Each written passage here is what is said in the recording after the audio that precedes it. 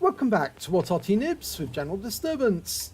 This is an M40 M43. It's the Tier 8 American SPG, and this one's located on the north spawn of Prokhorovka under the command of Mad Andy 52 of Philo. Now, this Arty has our logo on the side. Yes, it really does, and that's thanks to Sir Rusty. He's made some of the skins for what Arty Noobs. And the game is underway. Very nice skin this is too. Well, this Arty, it's an 8-inch howitzer. I know that because the gun doesn't extend over the front of the vehicle, which is based on the M40 chassis rather. And the gun will do 1050 alpha, but it will only penetrate up to about 55 millimeters of armor, I believe. Okay, he's moved it into a firing position, and surprisingly, Mad Andy's staying out in the open. Okay, well, now aiming for the enemy, and there's a Wizzy 132 at the center line. Round out. Oh my god, he got off a hit first time. And the Wizzy 132 was within the aiming reticule at the 45 because he had such a blown reticule, but he fired it almost like a snapshot, and it did hit the target, did a lot of damage, 473 hit points. Well, Andy's taking it off to the west now, and it's probably a wise decision, but he did knock down a building there, and that might give away his position to the enemy. It'll at least tell them that somebody moved through this area. I wouldn't want to be sitting around here next to a damaged building because somebody might spot me. Okay, aiming towards the center line again, and you notice how he's scrolling out his aim. Now it's a quicker way of actually looking at an enemy area, and all you have to do is hold down your control key and then move your mouse so it's over the mini-map, and then click on the area you want to see with your right hand mouse button, and the view will take you there straight away, so you don't have to scroll your mouse out every time. You can look directly at whichever area you want to fire at. It's much easier way of playing it, much easier. Now the reload time for the M40 M43, well, for the M43 with the 8-inch howitzer is about 35 seconds if I remember correctly. So it's quite a long reload, but then it is a big shell.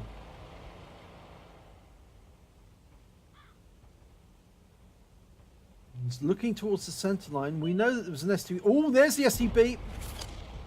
And the shell landed right in front of him. Oh, and he got wiped out just afterwards. So that ELC Evan 90 has done very nicely from the spotting assist. And he did get stunned by an enemy Arty shell in return.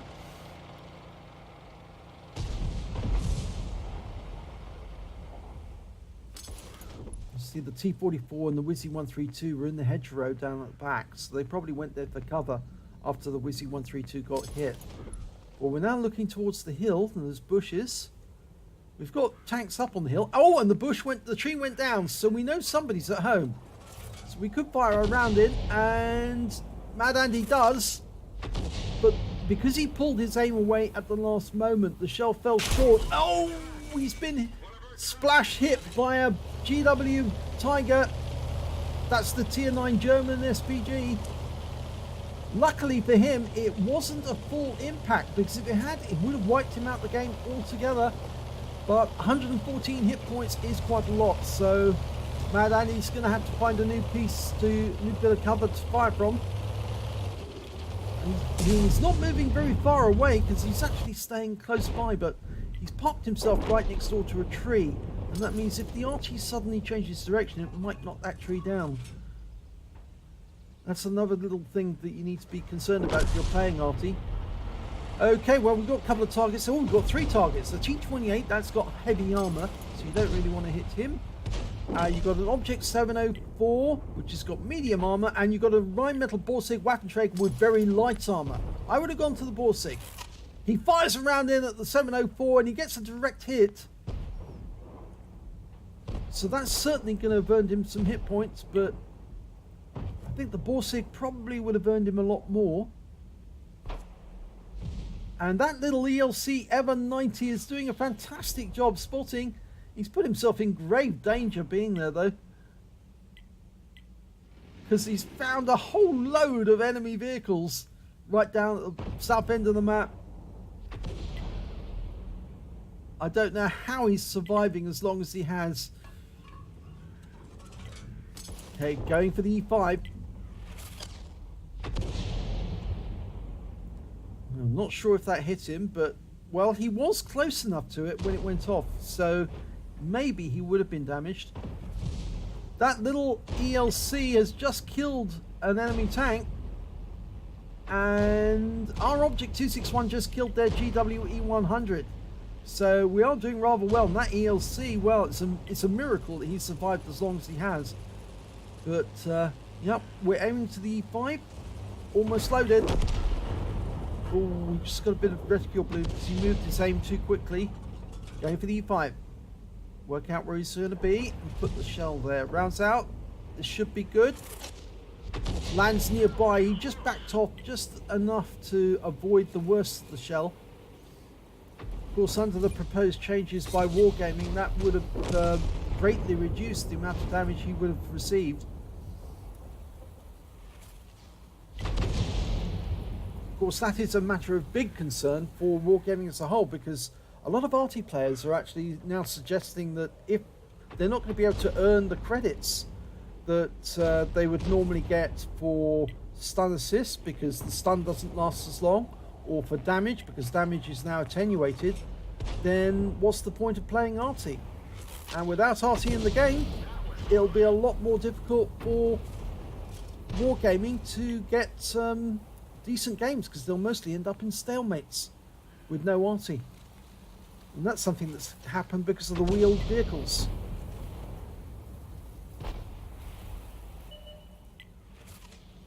Well, they're now doing quite well because there's only 4 enemy tanks remaining. Now there's only 3 enemy tanks remaining. The Ag Tiger and the VK4502 are the last 2 on the hill. Oh, and the shell just lands where the VK was a second or so after it's been killed. So it's just the Yag Tiger now, and there's only 1 RC remaining.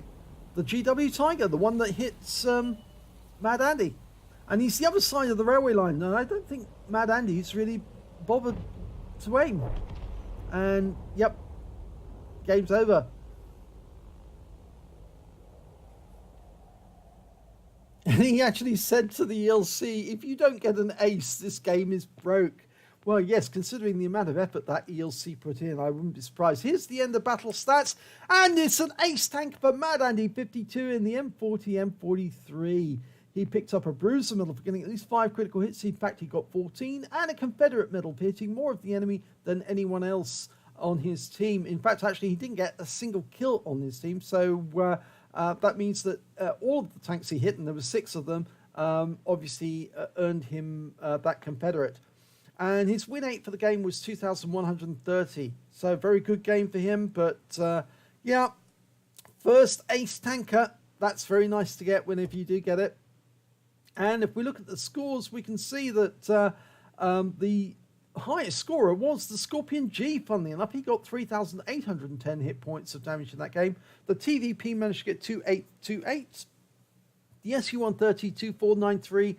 And Mad Andy managed to get 2,240. That little ELC only managed to get 299 XP of hit points of damage on the enemy.